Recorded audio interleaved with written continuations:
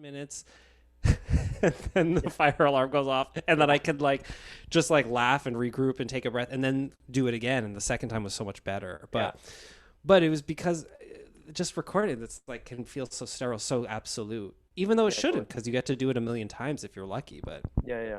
I No, no, don't no. know. It's a totally different thing. I've never had a fire alarm concert. That was Beth's had a something fire alarm else. concert. Everyone was just when people I don't know if this happens when you guys are performing, but when someone in the audience is whispering or eating a sandwich, which has happened to me, or snoring. These things, when I'm on the stage, they never really bother me. I'm always kind of fine with it. What can you do? Right. But what am I trying to say? Oh, everyone in the room when the fire alarm went off during the recording session was really pissed off, and I was like, oh, I don't care. I don't care about this at all. Right. I'm so happy. I can just chill. That I take is needed that. gone. It never happened. Yeah. Oh, it's fine. But Yeah. Did you same head out of the same yeah. building? Did you No, head out because then we as figured well? out. But then it was a whole thing. The air conditioner kept turning on and off. But again, I don't care. Yep. It's same as if I'm on stage and someone's being disruptive. I just don't care as much as if I'm in the audience and then I'm so Yeah. nasty. If I see someone You looking get at on the their phone, oh, I'm yeah. so horrible. I'm so horrible. It's so good. Well, you Anyway, you reminded me that I should press record, and I usually on these things I do a little introduction, um, and I probably should, but I realized the other day I talked to Erin Dyer. Do you know Erin Dyer? I I think think you know Erin so. Dyer. Buchan, she plays in Buchan Gay. She's a singer, and she's on the night as well. And I realized I hadn't talked to her in a long time, and we had just been talking for 30 minutes, and it's kind of maybe I should press the Yeah, record. yeah. We Um, could go all day. yeah, it's maybe just a lovely way to start these things. But so we Totally. we do these Brooklyn Bound podcasts, and this one is leading up to the show that you are on December 10th. And Aaron Dyer is doing a set and actually showing a video from a new project that So has with Buchan Gates, which is very cool. And there's your set, and then you're joining So with a bunch of friends, and I want to talk about that as well. Yeah. And I want to talk about all of it, so we should jump in. But I Yeah. always start the same way, and I need to button up the first question. But it's kind of just the broadest of all questions. And I have many sub questions that I already know I want to ask you within this broadest of Oh my questions. gosh. Yeah, there's so many things, so many things. Do you have hours? Are you Yeah, I have all night. no, what's your begin what I don't know. Where did you grow up and what was your beginnings in music? Oh my God. Cover the piano, little Adam Tendler, you know. What's your into music? I was beamed to earth. No, Yeah. so it's actually, I mean, my beginnings as a pianist are super, super typical. I took from the same Alfred, piano books, and all the same piano courses that kids still take from now, or adults. Mm. But yeah, it was pretty typical. I had a semi-musical family, but I think I was I started around 6.5. I'll be brief. I'm sorry, but No, no. yeah, but I started around 6.5. My narrative of what that whole process of learning music life was I think is different from reality. This is going to sound really weird and kind of horrible, but I think I told myself once I was in music school and once I started to really pursue music as a thing, which was really a decision around high school. And I went to Indiana University is where I actually ended up going to music school. But somewhere along the line, I felt like I really needed to overcompensate, or somehow I had been doing it wrong for 10 years and blah, blah, blah. And I think that informed my whole narrative of what those first 10 years or whatever it were like. And I think I told myself and everyone who would ask that I was a really bad piano student. I didn't do anything. And then somehow magically at 15, I was playing Chopin. The truth is, and actually as a teacher, working with so many students, I was really lucky to have a piano teacher in my town who was super flexible and liberal with what he would give me and the pace at which I would go. But I also think I was actually really devouring music in a way that was really, if I had a student now, I'd actually think they were really promising. Mm. I just in the last year have come up with that because I started watching old things there. I'd start assigning my own students stuff and I'd be like, oh, I played this. That's so, wow. I played that and I played this and I played it. So Anyway, I don't know why I'm leading with that, but Well, and this was like, so you were where I was in Vermont. Sorry. Vermont. I I think grew we up in kind of get to Vermont. that. Yeah, yeah. Yeah. So I grew up in And central Vermont. at 6.5, was it like your? I mean, I'm asking it from my standpoint too. Like I was telling you, I have two young kids, right? You know, their piano teacher. They take from Christina Altamora, Oh who's yeah, the cool. best. She's the Well, best lucky, piano teacher. lucky them. Totally, and she sees them both as they're very different musicians, Yeah. you know. But they started taking because we said, hey, in our house, like music is part of our kind of family contract in some way. Like let's all Yeah. have some relationship with music. Was that how you started, or were Sort you? of. My grandfather taught, and it's funny because he emigrated to like New York City from Turkey, where I'm half Armenian and he's Armenian, and that side of the family is Armenian, and so he came and was sort of a self-taught pianist, and he taught here in New York City. Actually, it's kind of cool to see his old programs and stuff. What's funny is he taught everyone in my family except me, and he was a really strict teacher and really maybe emotionally like unfair because they're all he's just really Yeah, strict, and it wasn't pleasant for all my family yeah, members, yeah. and they're all musical, but none of them really stayed with it. And I think it's a really rather bold and brave move is that my mom basically put me with his competition in my Oh, wow. town. Huh. I mean, in Barrie, Vermont, there's like two piano teachers, and one was my grandfather and one was this other guy, and she put me with the other guy, and I think it was a sore spot for the whole time, Wow. which I also think informed, like, I was never good enough for my grandfather. Okay, Right, whatever. right, But like, right. but yeah, like so. Anyway, everyone was playing music, and I grew up like, it's like out of a fairy tale. I would sit under the piano, and I have very vivid memories of different pieces I love to hear and tra la la. But I also had Listening two to your older sisters. grandfather play, or listening to your My sisters and my yeah. mom too. Cool, My cool. my grandfather, but actually mostly like my mom and them. They would do it privately. So it's a part of our Yeah. household. But what's funny is I think the reason I have that version of my stories, I always just wanted to be doing something else. Like I didn't have music as a vessel yet. And I just wanted to be doing other things. I was like writing comic books, and I was doing all sorts of, I was like devouring movies. Like that was sort of like my creative place, and piano was still just a thing I did. And I actually wanted to quit. Like there was a whole period, and I tell students, if I have young students and like they're grown-ups, they're struggling to keep them in it, I'll tell them like, listen, for a good couple years or so, I was bribed straight up with Burger King Love that.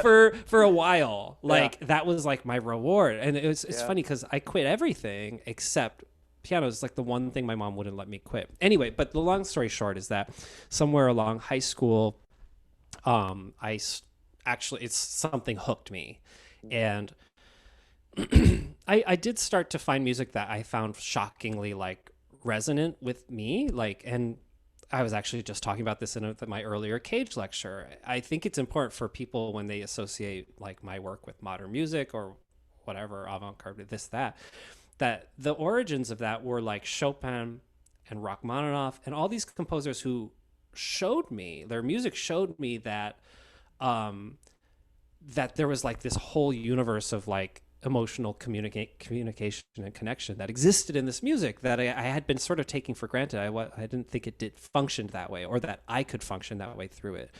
And it was a difficult time, I think, in terms of bullying, and I was learning what being gay was because I was being bullied for it. I didn't really know what it was. Oh, wow. I remember asking my family, like, what is this thing I'm being called? And that just escalated over time too. And so I started to find that music was a very safe place to communicate without language, language wasn't working for me, like in my life. My voice sounded a certain way, and it wasn't working for me. And so music also was sort of an escape route in a very practical way. And around high school, when the bullying kind of changed, it became less violent but weirdly more sinister. And I was probably figuring stuff out for myself. I only came out when I was 25. As you see, it's all weirdly connected. Yeah, This kind of, but we'll talk about that maybe makes a lot about of Julius Eastman too. Like Sure, it makes yeah. sense to me that it's all connected for him, Yeah. because it really was all connected for me. It was like a very much a practical, safe place. It wasn't like, oh, and isn't that funny? No, at the time I was like, no, I'm going to be a musician, like because that means I can practice for 8 hours a day and no one will talk to me. And the same people who are bullying me, I actually like, I have power over them now because I can do a thing that they can't. And for better or worse, people think that that might make me smart or like might make me capable or all these like kind of silly things. But at the time, I was like sort of creating a cocoon of safety around it.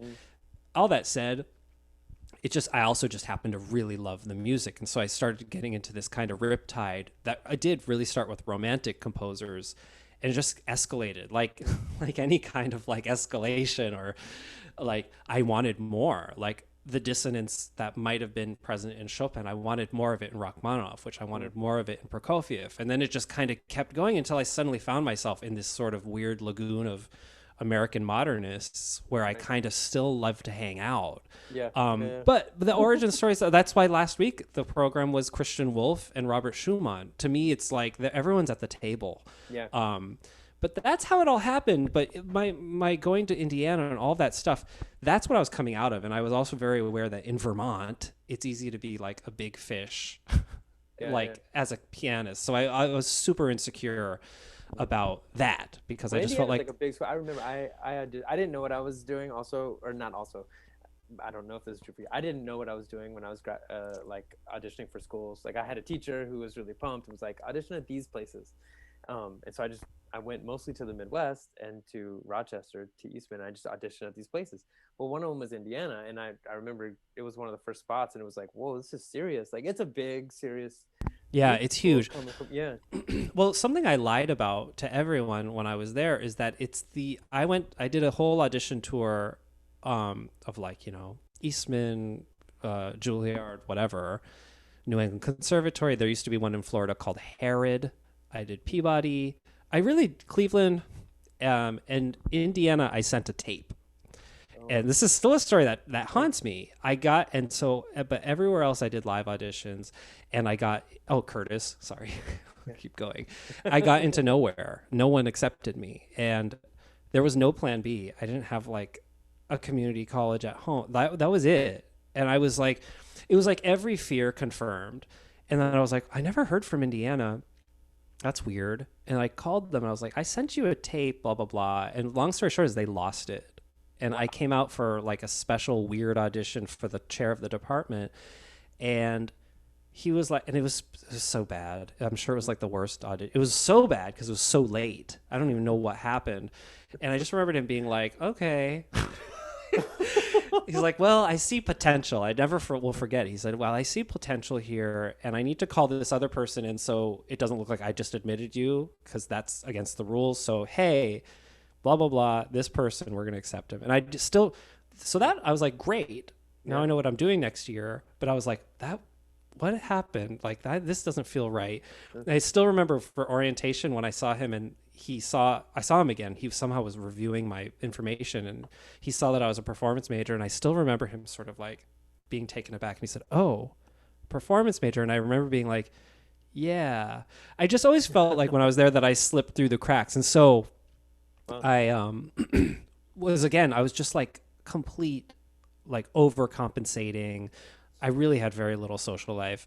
I was like a monk, celibate. Like I talk about all this because, and I mix. You were sitting in practice, meaning you were sitting. Yeah, in yeah. No, dude. Yeah, there was nothing. Then I bring up these kind of weird subjects because again, my reasons for music were so all tied up, and it was interesting that once I was actually in the realm of music, I became so razor focused, but it was really fueled a lot by that fear of being sort of found out. And when I left Indiana.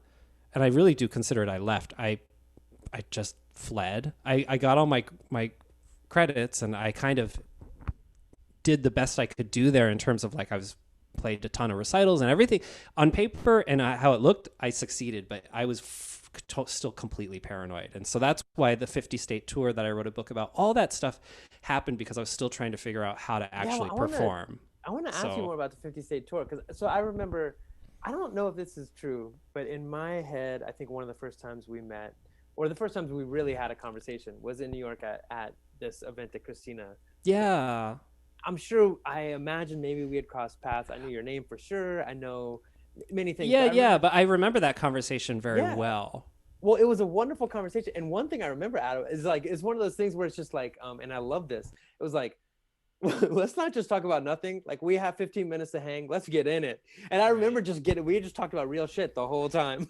Yeah, that's my like. There was no pleasantries, not Totally. no, but you know what I mean. No small talk. Yeah. We talked about real stuff. But I remember talking about the 50 state tour. So you graduated. I graduated and I kind of floundered for a good year. I didn't really know how anything worked. I sent what I thought in my head were press kits, and they weren't, to like random people. It was like, again, I was just really making it up. Yeah. But that's all I'd been doing to that point anyway. And yeah, it was just weird. But at a certain point, that started to fall apart. I'm like, I don't think I have a future in music. Like, what is this? Like, where am I? What's going to happen here? And that's where I decided, well, you know what? I have a year left of being under my mom's like teacher health insurance. My health wasn't great. And I was like, so I have a year to like try to do this, to do something that I don't think I can do next year, you know? And so that's where I came up with this idea. You had a feeling of a safety net. Well, I had one year where I knew at some point I was going to need a job to have health insurance. That's like truly what I was thinking. Again, very practically, because I was also just worried about my health. I have colitis. And so at the time, the colitis was completely, and I do think it's stress related for me. I was like, what's colitis? Colitis is like when you're, I love this conversation. Yeah. So colitis is something that actually it can be hereditary. These like Crohn's, colitis, it runs in my family on my dad's side especially. But it started in school. I had like a bunch of concert deadlines, and I just wasn't ready. And I just remember the day. So what it does is what it is. It's your immune system actually is overactive, and it starts to attack your body, and it specifically with colitis will attack your colon, and so you get these ulcers in your colon, and you just bleed. You basically just are bleeding all the time, and it became a very casual thing for me to just see tons of blood all the time in my life. It was just like and I was like incurable. So I do think even that was mixed in with music and sexuality, because I think I was like just balled up in a lot of ways. And so and some of you like stress 100%. I'm sure of it, because when I came out, it like many years later, actually after the tour, I just never had a flare again. You have to understand, I was like taking 20 pills a day and like shooting things into parts of my body that we shouldn't talk about. But like it was really rough. But that's why health insurance at the time was really important to me, because I was like seeing doctors all the time and taking so much medication that I was like, well, at some point I need to have a job that's going to make this possible. But I don't need it yet. I need it in a year. And that's like where my mind was like, okay, I have this little bubble. It must have been a little, because I basically worked for like 9 months, during which time I was hospitalized for colitis. Weirdly enough, like, it's a long story, but yeah, here in New York City where I didn't live, but I was like admitted here as an emergency case because I had a doctor here, and he admitted me. And I actually just saw a friend of mine in the same unit the other day, which freaked me out, because I walked out of the elevator and I was like, oh my God, I've been here. I was like walking around here with an IV tower. Oh my God. On my 23rd birthday, incidentally. That's where I spent my birthday. But I digress. It was during those 9 months, I basically just raised as much money as I can. Raised, not meaning raised it, but I just saved it. I was substitute teaching, and I was working construction and doing piano lessons. And I just basically saved up, and I was trying to figure out how to make concerts happen. And this is like way pre-social media. I mean, this was 2005, so none of that was happening. There was no going viral. It was just like that just wasn't a thing. And so but yeah, and eventually like my first show, like people started to say yes, and it was really crazy. I mean, it was really unexpected. And some people would say no violently no. They'd be like, how dare you suggest that you could waltz into our town and play a concert? You have no idea how this works. And your suggestion of that is insulting to the process. And I was like, oh, like I know. But that's what happened. And eventually that tour happened as it was happening. Like but sometimes did you bill it? Was it a selling point, or did you bill it as a 50 state tour? Yeah. So no, it was. So when you're emailing somebody in Idaho, you're like, hey, I'm coming to Idaho, or like Yeah. I'm going to every state. Or I'm here right now. Like Yeah. in Iowa, for instance, I knocked on the person's door who ran the arts council of that town. I was like, I'm here for a week. Can we do it? And that was a great show. But it was that whole sense of possibility. It was interesting, like in terms of what's happening now. Because again, I think now we also have this, like, in terms of COVID and like, what does possibility look like now when things are broken down and when you're starting, like I was starting from nothing. I had no reputation, but I tell this to students now, especially college age students and conservatory students. I'm like, if you put yourself out there that you're going to play such and such thing, you can do such and such thing, people will trust you for it. They're not going to ask to look to see who you studied with. Yeah. You're going to, if you say you can play the Goldberg variations on Friday night, 10 people might come. And if that's enough for you, that's great. Because maybe that's, if you're in classical music or in whatever concert music, that has to be enough for you, like 99% of the time. Yeah. And so that's why I kind of just tell people all the time, like, you're trusted already. Like, you really are. Like, once you put yourself out there, putting yourself out there and trusting yourself is like a whole other story. But the world out there, they want to hear the Goldberg variations and whatever else other thing you say you can do. Playing the same show in every town? Yeah, it was all American music. That's how I kind of came up with this rationale of going to 50 states. Is I was like, well, I should do American composers. I would do such a different program now, and I would do it so differently. But sure. But, you know, it was cool. And I also just felt at the time I learned about audiences. I learned about how to perform in a lot of ways, because I wanted to take myself out of that, like, crucible, like, ideal conservatory setting of like, oh, well, it's concert day, so I have 7 hours to prepare, you know, and nothing else to do. Like, no. Yeah. I didn't want that. But I also learned about audiences, like that, again, if they can trust you, they'll trust your music. So it can be the most dissonant, gnarly thing in the world, but if they trust you and they trust your investment in it, then they'll do it. They're okay with they trust you. Yeah. And so that was really helpful to me, because whenever I hear about, well, this audience didn't have the context of such and such, it's like, well, sometimes it's not just about like, did they read the program notes or not? Like, it's not really about that a lot of the time. Yeah. Oh, I love that. I love that so much. I feel like early on for you, like, I feel like I'm continually, when I talk to students or just thinking, like, reevaluating and continuing to evaluate things for myself as a performer and with but also as a composer, like, questioning the things that you never questioned early. Like, you start a concert career, and it feels like in a classical kind of conservatory setting, it's just assumed that you want to play for as many people as possible. Like, those things are the assumptions. And I question those things now, right? It's like, is bigger better? Like, it's like, I love playing concerts for lots of people sometimes, right? But that's not the only criteria. Like, in these moments, I'm like, I can't wait to be in a room with 10 people. Like, we were talking about that, right? Like intimate concerts. Right. I don't know. Like, it's not like the bigger is better thing. Yeah. Just, you know, take that for granted, but I think it feels powerful. Totally. I mean, I also think, like, especially early in lockdown, when, I mean, listen, after this show, I shouldn't say this. I have no idea what I'm doing next. Like, I just did my Christian Wolf Schumann thing, but that's I mean, I really don't know what's next. Like, I literally don't. And so that's a freaky thing.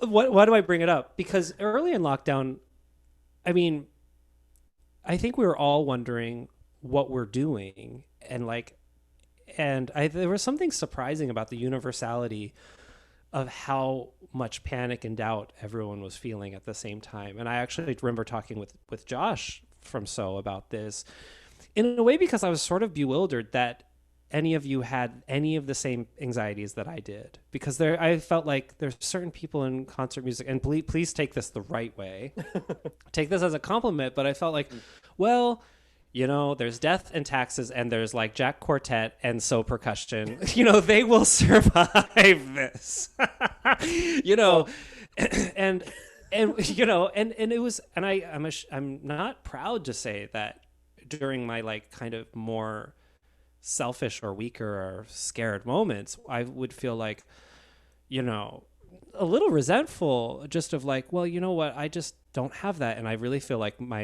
there's holes in this tent, or there's there's holes in this boat, and I don't know if this spoon I have is like enough to Yeah. and so, but that comes and goes all the time, and I think one thing I just kept thinking throughout this whole lockdown, as gigs come and gigs go and blah blah blah blah blah, and especially the, if gigs were ephemeral and their results were ephemeral before lockdown, they certainly are now. When you do something and put a bunch of effort and maybe two people watch, or they watch and you don't even know if they watched. Yeah.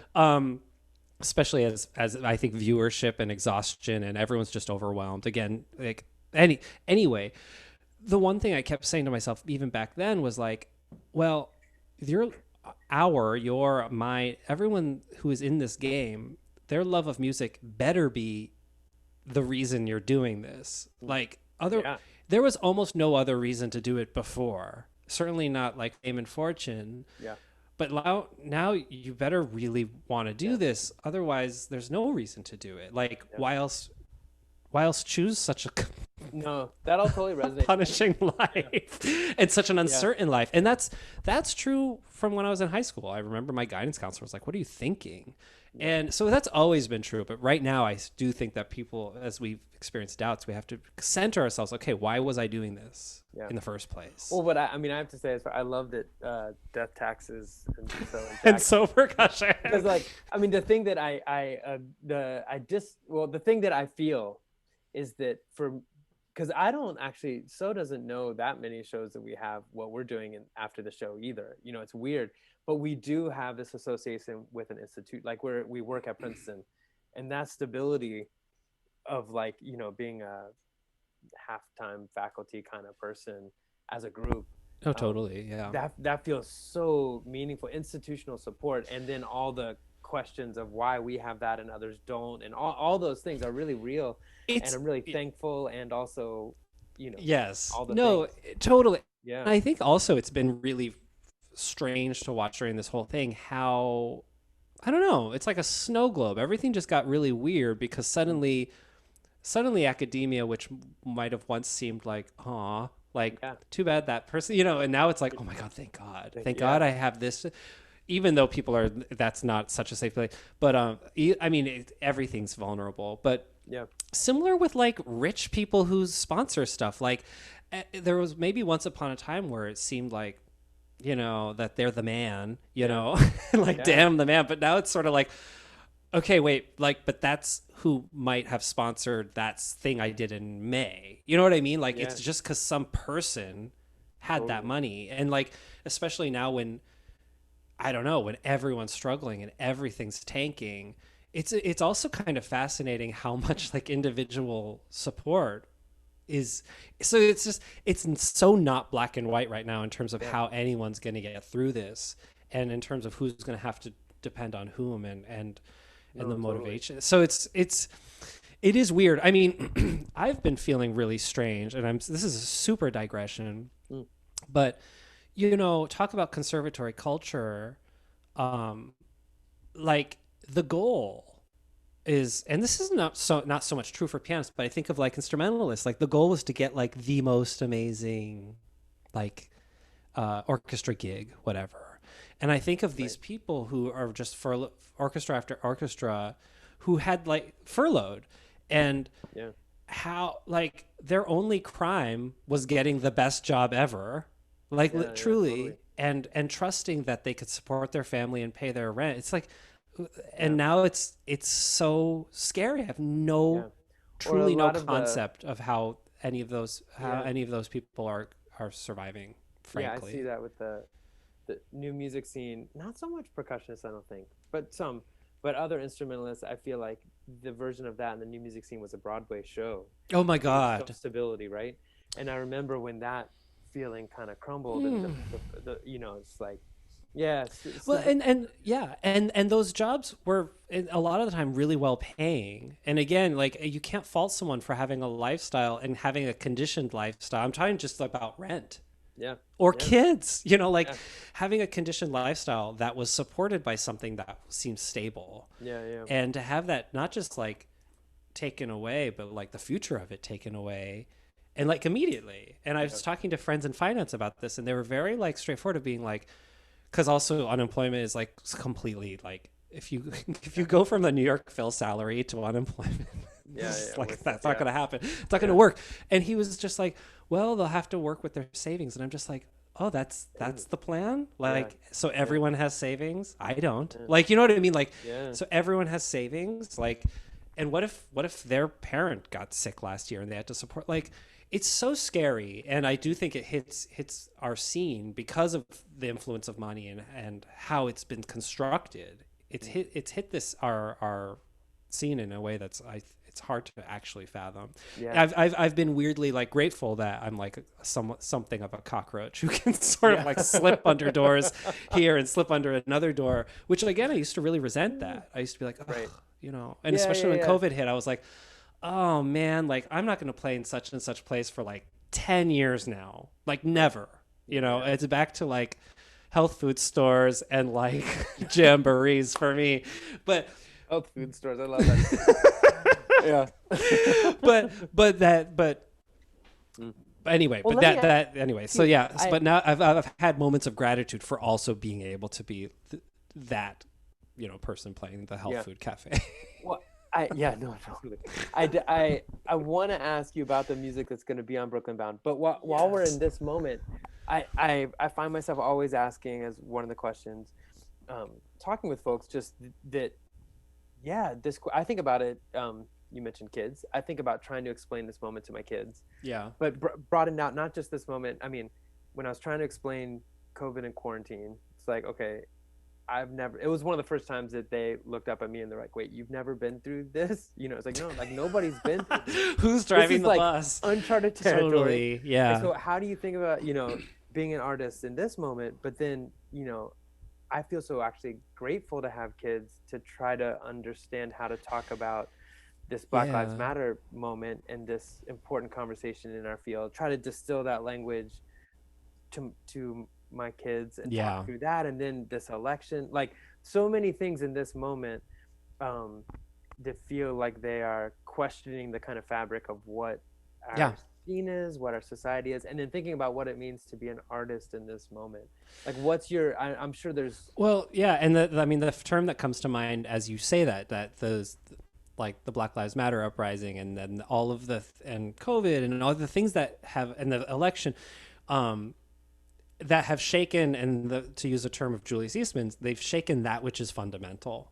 And he uses that to actually describe like his N-word pieces, and he's actually describing the essence of the N-word, which talk about like this is like a very difficult thing to have a conversation with anyone about. But also I think that that's part of, I was actually thinking about it today when I was thinking about Stay On It, and I was thinking about, the pieces that followed, which with these really difficult, themes and that are still challenging. But I was thinking that's built in to the work, and he was when he's explaining that, and in the intro that he gives in this Northwestern concert of the two N-word pieces that survive and Gay Gorilla, the reason he's actually giving that talk is because those titles were redacted from the program. yeah, And so I think that like, but what I thought was interesting, what I was thinking about, earlier, is I was thinking, well, this is built into the piece, like that. Him even giving that talk beforehand was, I feel like part of the performance. And I've talked to people who have sort of these truther theories that like they hear his voice sounds very professorial, like in a way that's unlike him, and they're like, he was doing a drag like that. Again, I'm not saying I subscribe to that idea, but there's people who think that it seems so performance-like that it was actually part of the thing.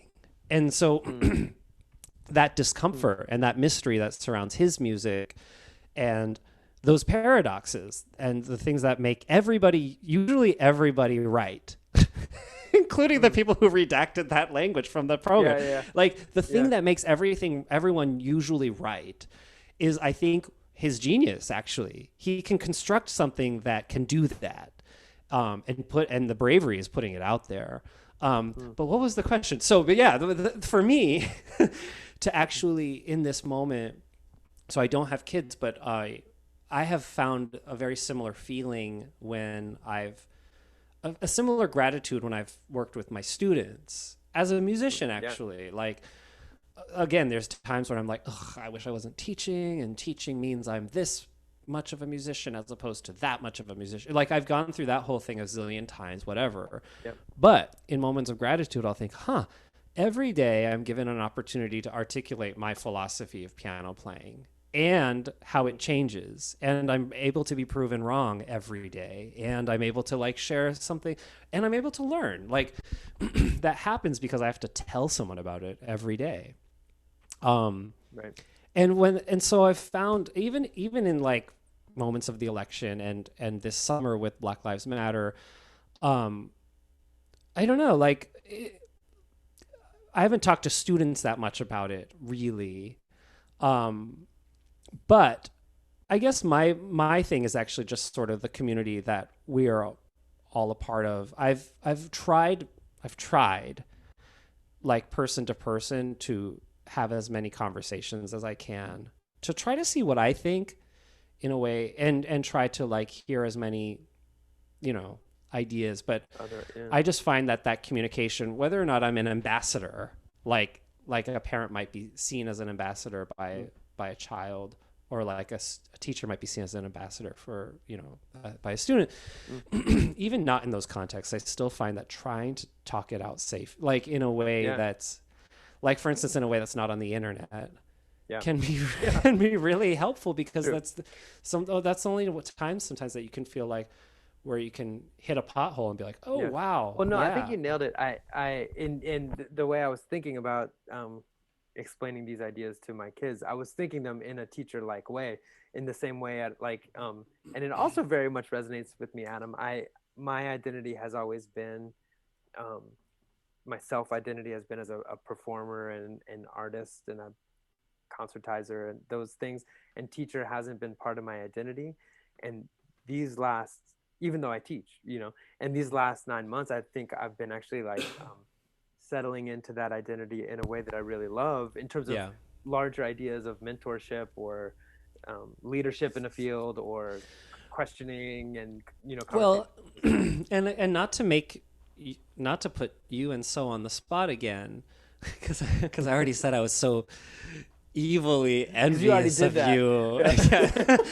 No, but there is also something to be said for when you're blessed and to have earned. It doesn't just come from nowhere, but to be blessed to have earned a platform that's visible.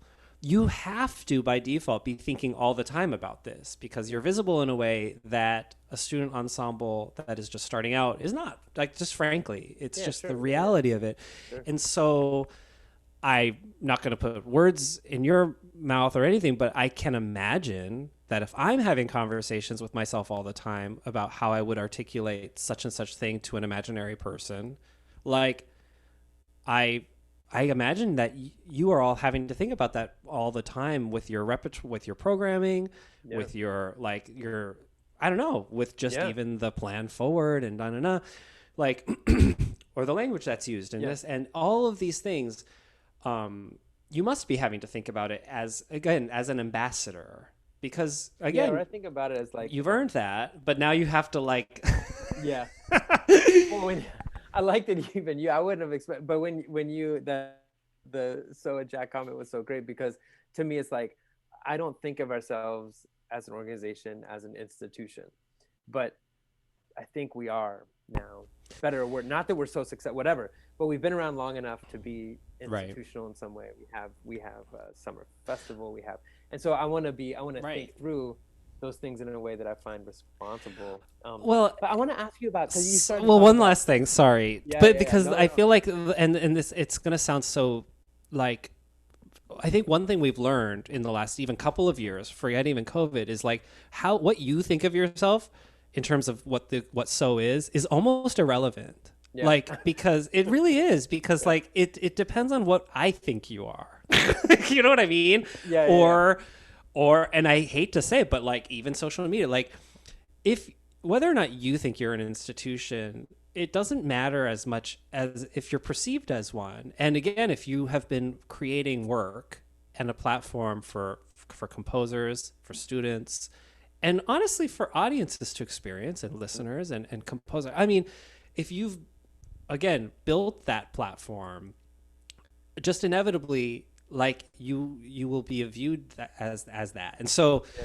it's great. That's a great thing. But like that's the thing. It's the Spider-Man thing. With great power comes great responsibility. Right. And is that Spider-Man? But you I know think what it I is mean? Spider-Man. Yeah. So it's just but that's the thing. And so we're all thinking about it. And but I can imagine that with a platform that's powerful and effective because you're all, you know, again, because you're great.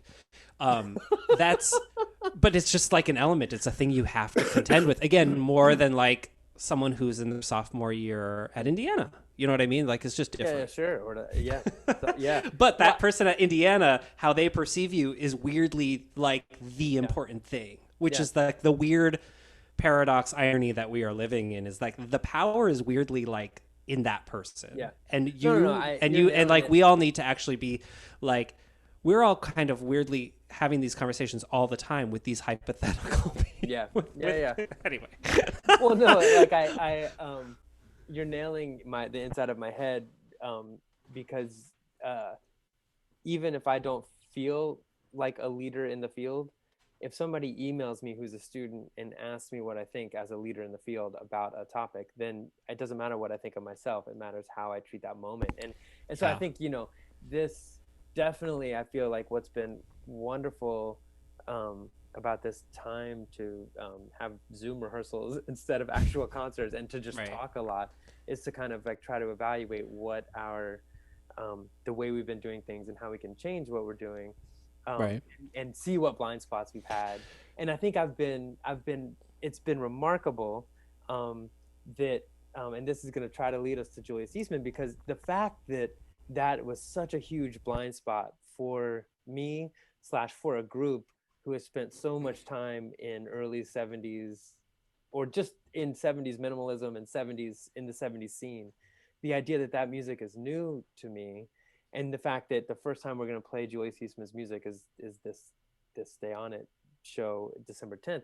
It's crazy what that means about individual blind spots, but also just institutionally why that's been the case, So and reading Gay Gorilla, reading the book of essays, it's kind of been amazing to me to see kind of how in such a short period of time, I'm gonna forget Mary Jane Leach and Renee Parker. Yeah, just to see kind of musicology at work, and to see how that music has been brought to light, and that Unjust Malaise and that Northwestern concert being kind of documented, and hearing all of this stuff kind of coming together. So when put yourself for me in this timeline, when did you discover Julius Eastman's music? And it's funny. All things with me, you'll learn, and you probably know, all come back to regret and guilt and shame. And so so let's start there. Perfect. No, I remember the night.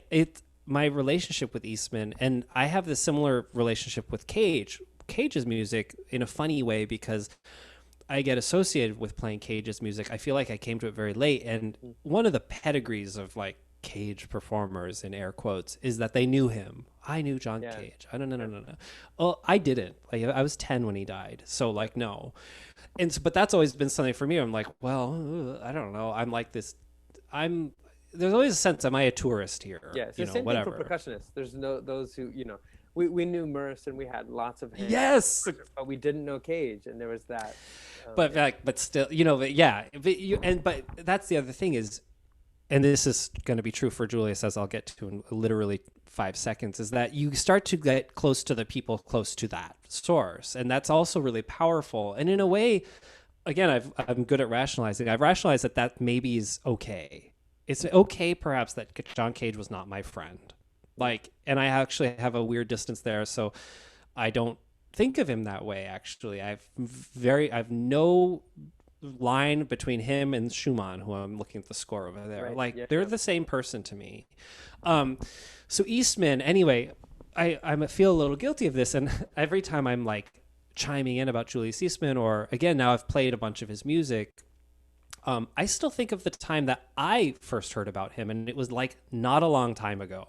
No. It was probably like 6 years ago, which is like, again, I'm like, I don't even know if I've admitted that before in public, but it was like probably like let's say 6 or 7, but it really literally might have been like 2014 or something. And I remember it was after I played a show called Tame Your Man, and I got tied to a piano and whatever. We were all talking that night, and people at the table were talking to me about him. I'm like, no, wow, I don't know. Yeah, I've never heard of it. But then I started to dig, and this is like the same story for so many people. You dig, and then you just get sucked right in. And a lot of people say, where do I start with Julius Eastman? And I say, go to the Wikipedia page. It's amazing. Like, you will want to know more. Yeah. Like, if you just even go there, like, you will.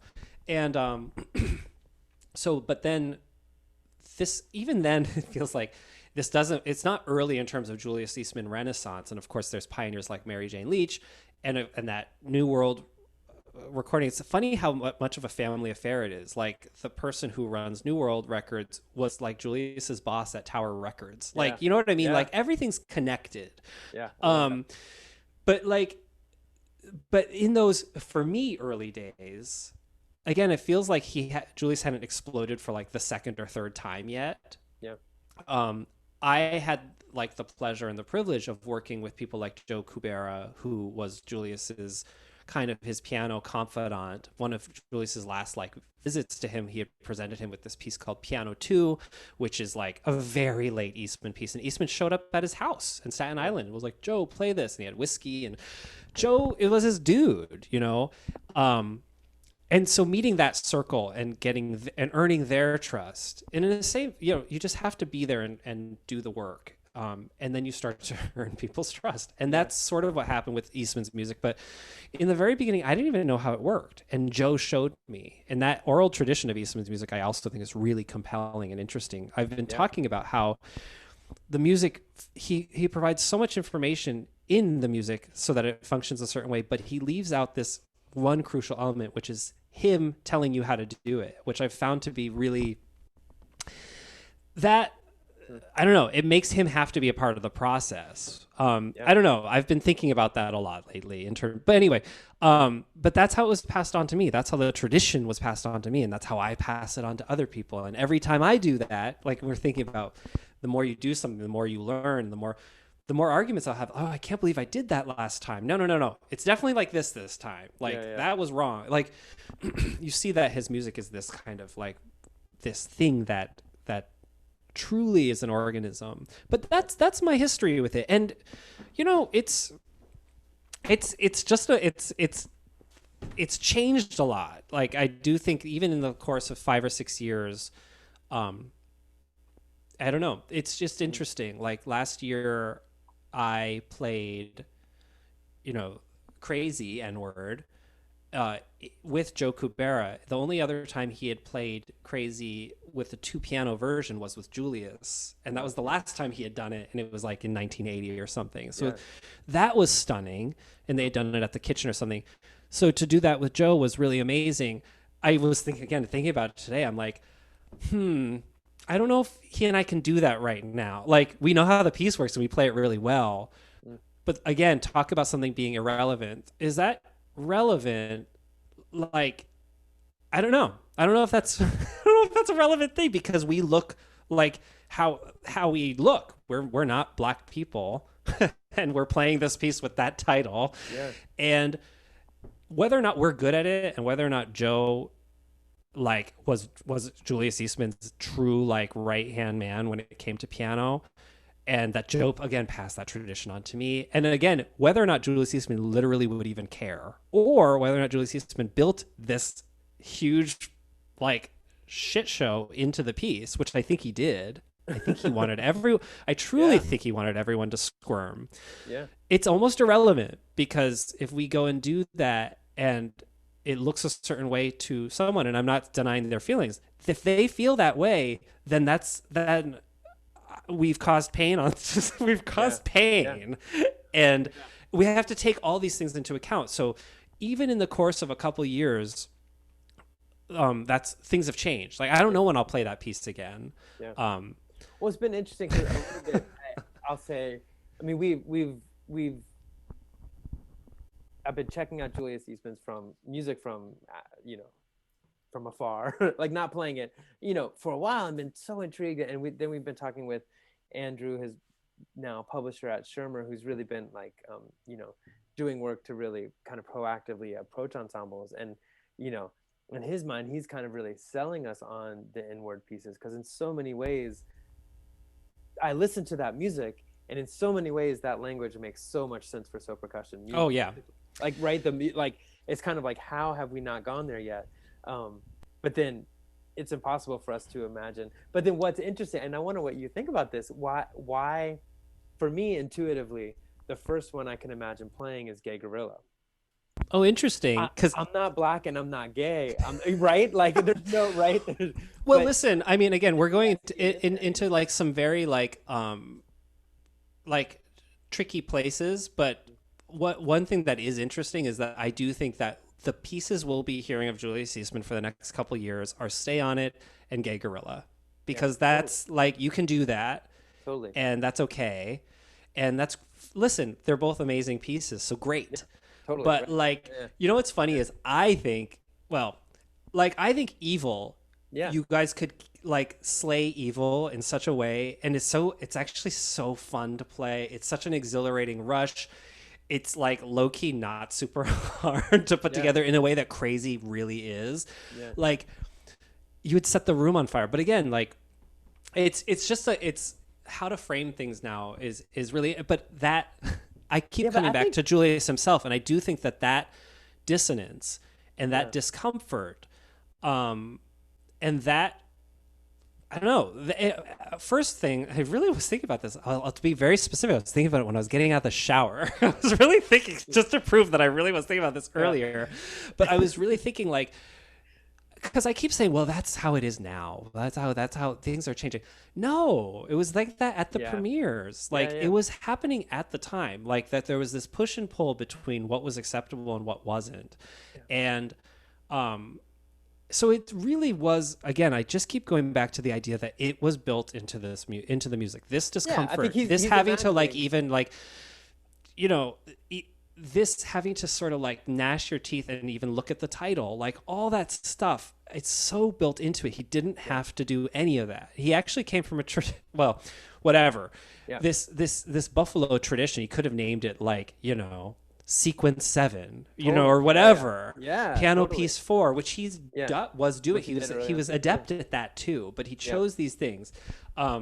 I think that's part of the overall experience of the pieces, is that we have to have these like gnashing conversations with each other and ourselves.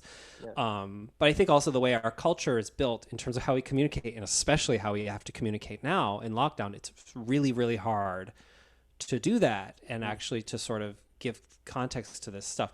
I mean, the one thing I said to So and to the team behind Stay On It when we were sort of talking about putting it together is I said, Julius has a way that Cage does and a way that other composers do, whatever, but he has to radicalize the ensemble. Like the ensemble has to become sort of proxy, activists actually. And part of it is that experience of having to get so uncomfortably close to his experience as a black gay composer, like black gay artist who's interfacing in a white world. And I think that these pieces with these titles are a really ingenious way to flip, like very quickly to flip that and say, now you're uncomfortable, aren't you? Yeah. Like you say it. Like, like really like pushing it. Like, no, you play it. Like, and I said to the group when we were planning, I said, he was so obsessed with rehearsing too.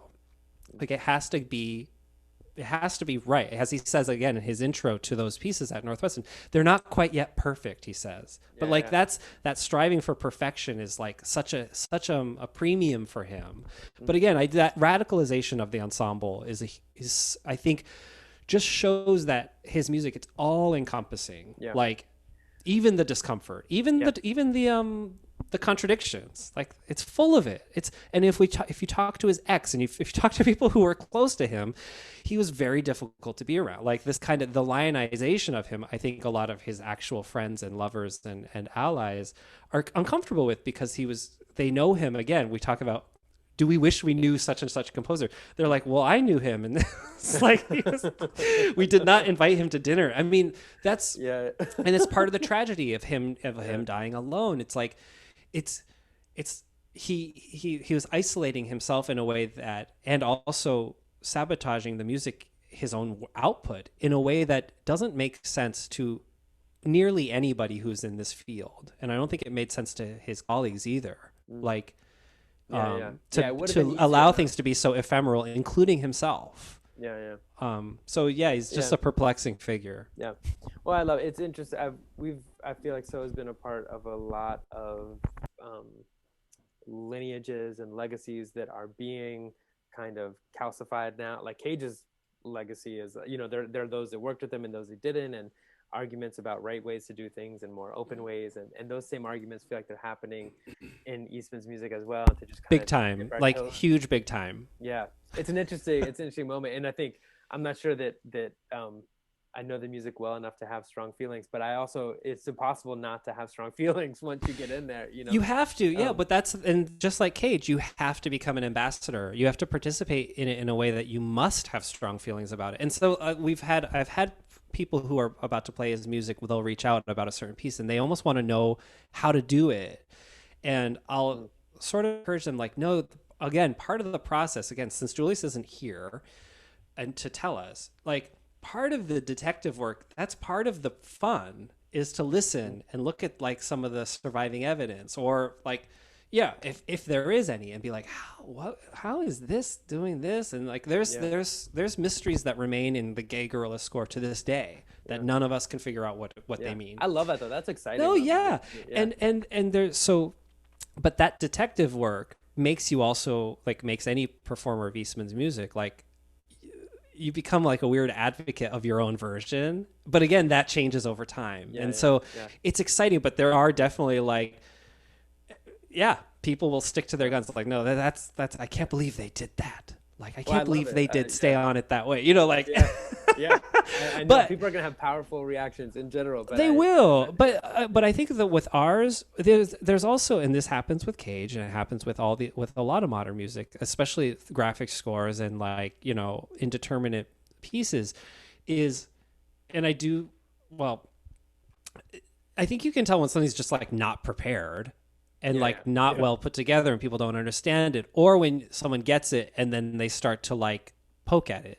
And when we listen to different Eastman recordings, including of what we now safely call the Northwestern pieces, there are other surviving recordings. They're just not commercially available, including of Joe and Eastman at the Kitchen, which I want someone to release them, because they're really illuminating. Because again, those Unjust Malaise recordings are great. And thank God for them. But when you just have one in a... and when you listen to the future ones, they're radically different, because he's changing and he's learning about these pieces as he plays. Again, they're not quite yet perfect. Like, his laboratory is the performance. And so, and the process of putting it all together and having to explain to the musicians how it works. And so he's learning too. And that's why I think the scores are so interesting, the ones that survive. They get the job done to a point, but he builds them in a way that he has to be there to participate, to show you how it works. Like, he needed to be there. He wanted to be there, which I find really, really fascinating, which I also find fascinating that he was okay, or at least the evidence shows that he was okay with letting those things go. Like, those scores to him weren't for posterity. They were like blueprints for putting something together that was now over. You know what I mean? And so, again, that's really hard to process in our culture of classical music, where we're trying to build something all the time, including a legacy. And it just doesn't seem like he was functioning in that way. Well, let me ask you, I have two other questions I have to ask you, but I have to ask them, we both probably have, you got to go practice probably. Of course. But I want to hear, because actually, I mean, I actually do, frankly. Exactly. I'm so excited to hear you're playing Tom Johnson on the show as well. The I Julius Eastman is a big exciting project that we're doing with a bunch of folks, and we just all listened to the piano ending too. It's amazing and so thank excited about it. you. But I'm I happy also want to about hear about Tom Johnson. What So are you doing? Tom Johnson is another, just for people. I can do an elevator speech, which I'm sure he wouldn't probably be delighted or pleased with. But so Tom Johnson, I associate very much with like the '70s New York downtown scene, and he was a critic for the Village Voice. All of very in Hamilton speak, he was in the room when it happened for a lot of things, and like he saw Hamilton's that. big in our house right now. Okay, great. So he was in the room, and so he would write about it, and so Eastman, like all these dudes, Reich, like Glass, all that, he was just there and documenting it, but also participating. He's a composer. He is a composer. He lives in Paris now. He's really fast. Okay, I'll get to that. But the pieces in the beginning, or maybe in this earlier period, and Feldman was a teacher of his, but they're minimalist, like air quotes, in a way that's really severe. Like I find them to be very severe, but also very playful. Like, and they border in a way on performance art. He has a famous piece for solo double bass called "Failing," in which the performer's talking about how difficult the piece is and whether the question of whether they're failing right now when they're playing it, and they're talking the whole time. So they're funny in a way. These earlier kind of seminal pieces of Tom Johnson, and I find that they're fun because they start to like take the listener or the audience either away from the process of performance or really into it, like in a way that can be just like you're talking about the thing you're doing, or the piece is about the thing that is happening. And so I find that really fun. So it's almost performance artish, but musically I find it to be really just very powerful because of that severity and because of that intensity and sort of that uncompromising quality to it, and the fact that so much of it is centered, to me, this is my opinion, around this idea of endurance. Can you do it? Like, and I think Tom Johnson, again, I shouldn't, the Cage Trust, Laura Kuhn, my dear Laura Kuhn, executive director of the Cage Trust, I think of her every day. One of the reasons I think of her every day is because she once said to me, because I was doing a thing about Cage and I was saying, Cage thought this and Cage wanted this and Cage wanted, she said, she took me aside. She's like, we try not to say Cage wanted blank. Cage thought blank. Like, we just try not to say that. And I really try to avoid that now with everybody. I don't know what Tom Johnson wanted or what he thought. But anyway, but I do think that there seems to be something about the music that seems less interested. I would suspect that he's less interested in a performer doing the thing perfectly than, again, in this Cagean Eastman, like reaching for perfection. Like that struggle is so much more interesting than like a computer executing Septipede, which I'll play for this performance. Like doing it perfectly, I'm sure would delight him, but I think he's more interested in watching that struggle, frankly, in the best way possible. In Septipede, what's the struggle? Septipede, and so that sense of endurance, I also do think, and a lot of times the music, and if there's speaking, and a lot of times it's about endurance. Like what you're talking about is endurance and how hard the thing is that you're doing. I should note, by the way, that his style, I think, has changed quite a bit. There is still a severity and a sort of like logic that rules his music in a way that still is, I find, to be so hauntingly beautiful, and that still tests and plays with endurance and patience, and and asks questions about beauty now. He actually another thing I find fascinating is he moved to Paris, like, and stayed there, which I find really funny. Like when we all talk, I'd leave the country if such the well, he did, and he's still there happily. So, but the piece you're playing, and when is it? Is it early or it's 73? I do consider it to be an early piece. So Septipede is So it's basically 7 notes that are in a loop. I feel like if people know Steve Reich's music, it's almost like a one-person piano phase. So it's taking this gesture, these 2-hand gestures, like this little counterpoint figure that is 7 different notes in all, and it loops. And so the piece is like 4 or 5 pages of cells of looped of cells that you loop as you wish. Frederick Jeffsky actually premiered it in '73, which is interesting too, to me. But the rhythms never repeat. This is something that we would expect from his music now too. Like the rhythms and how those notes come together. It never happens twice the same way, even though it might seem like they do. Like there's a discrete 16th rest, or there's a no, but it's in a constant loop.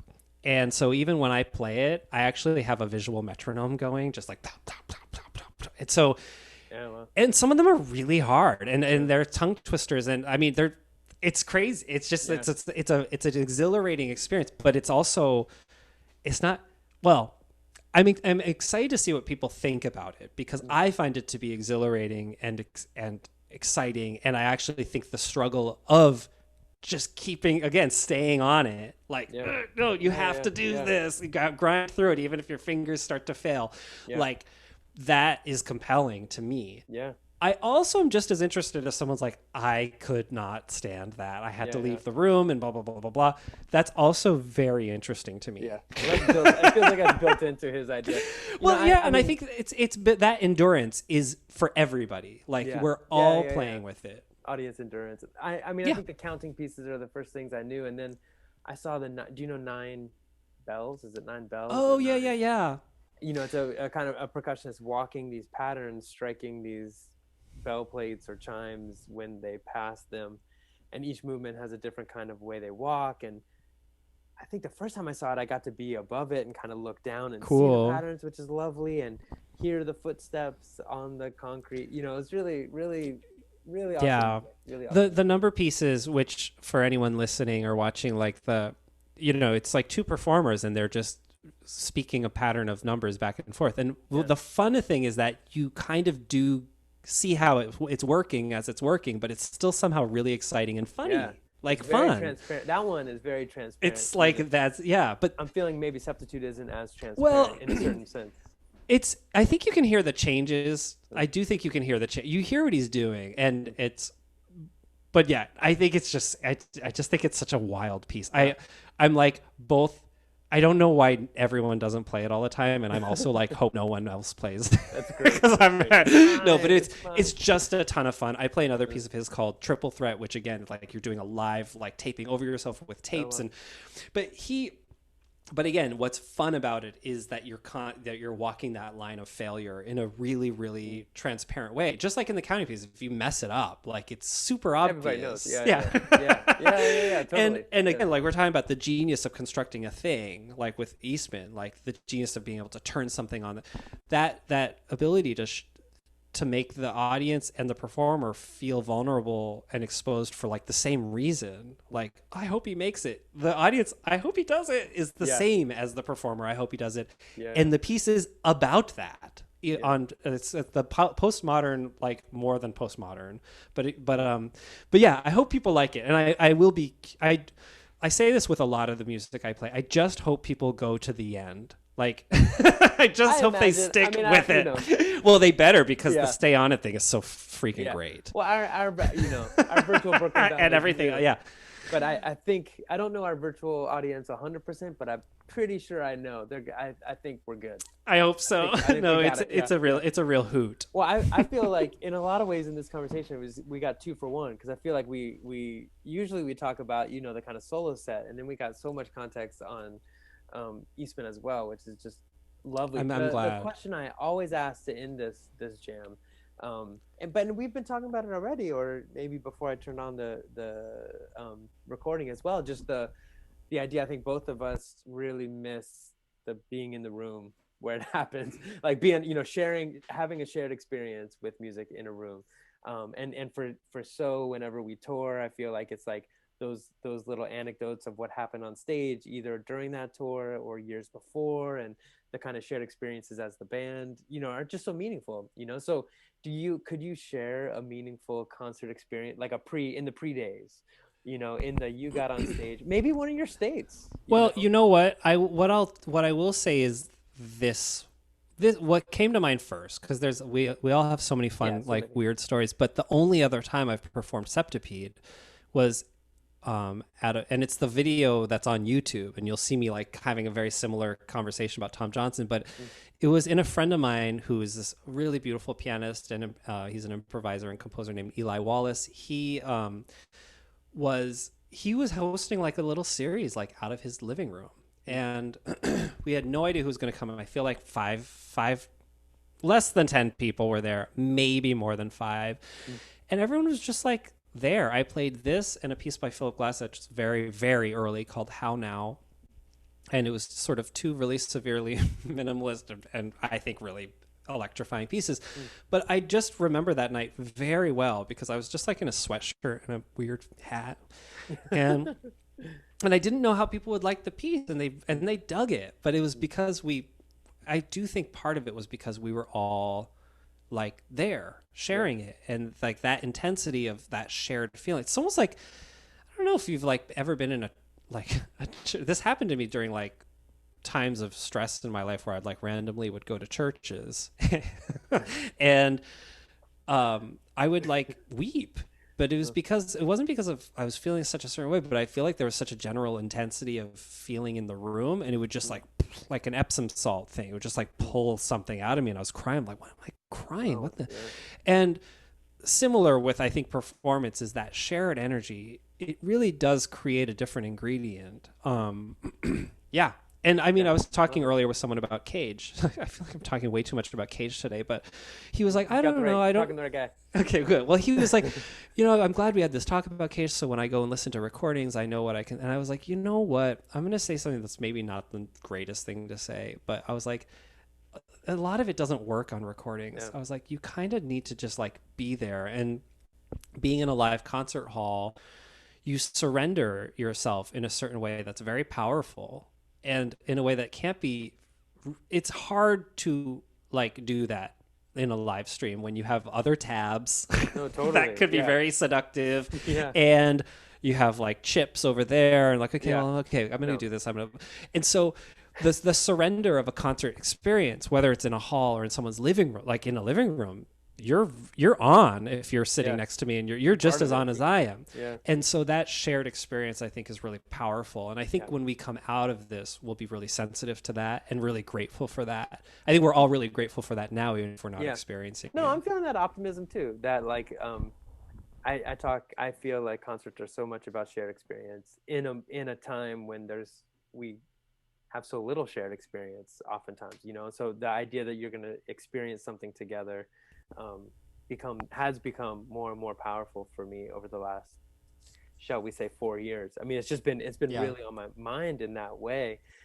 It's true, the shared experience on Brooklyn Bound, I love it because it's Yeah. shared mostly because we're typing in the chat, which is a different way to experience music, but True. still something I'm It is enjoying, true. But yeah. I mean, last thing I'll say to ask you is, I mean, do you, are you, I mean, I think I know the answer, but are you grateful to be part of an ensemble that can actually come together and actually do that for each other? Like in a way, you know what I mean? Like you're able to come together, and You mean when did we when get you to play actually are together? playing like Yeah. live Yeah. together in a room, like Oh that yeah. must feel Well, really nice. during this moment, during quarantine. Well, yeah, like when you recorded the Stay Yeah. On It like Yeah. fundamental, like It that was must lovely. feel really good. It was a big deal. But so that was the third time we had been in a room together in these 9 months. I mean, we've really, Wow. yeah, we have not been a group that is, Wow. potting together or whatever, Right. and it's been, I mean, and in some ways, the projects we were doing, it's been exciting to, I mean, we made music a bit before this in this Amid the Noise project we were Mm-hmm. doing, where I was just astounded when I sent you this piece February that I thought we could do together. You sent us all back just as it Oh my was gosh. like a gift. I mean, it was like, The gift is no, it's you're so thank beautiful. you. That's fair. But Yeah. we have been excited to figure out what this moment can mean, and I think part of what it means is that we can make music with people who are in a lot of different places. Right. And not that that's going to take the place of getting together with these folks, but the fact that we can do Stay On It with you and Beth, who you saw coming in and out of the room, and Yeah. Alex and Darian and Gray and Fong and like, Shelly, like that's incredibly meaningful to have these connections.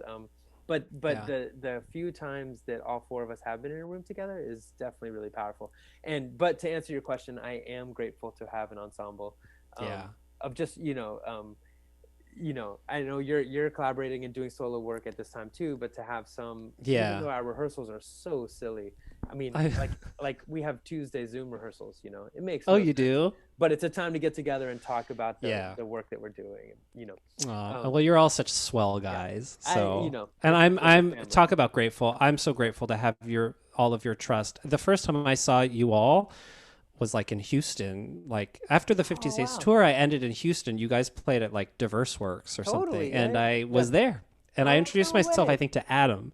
But anyway, Okay, I also just amazing. have loved having like a different kind of. I just was thinking about this before we started. I just thought, just like we've talked about, kind of showing up, doing the work, and earning trust. Mm, Like I feel really, really grateful to have your guys' trust on this project and just your friendship in general. So thank you for that, and thank you for yeah, this. Like so, absolutely. I Come on. talk about something I think about every day. I really do think about it all the time. So I'm grateful to to yeah, to Absolutely. have your You know trust. what? I feel like the last the last podcast I did, as I mentioned, was with Aaron Dyer, who's also on.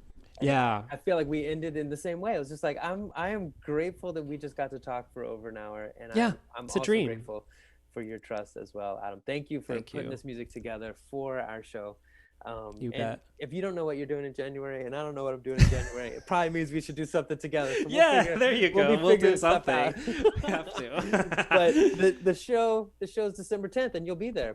Chat me up in the YouTube, Adam Tendler. You bet. I can't wait. All right, you're the best. I will see you soon. Ciao. See you later, Bye. man. Bye.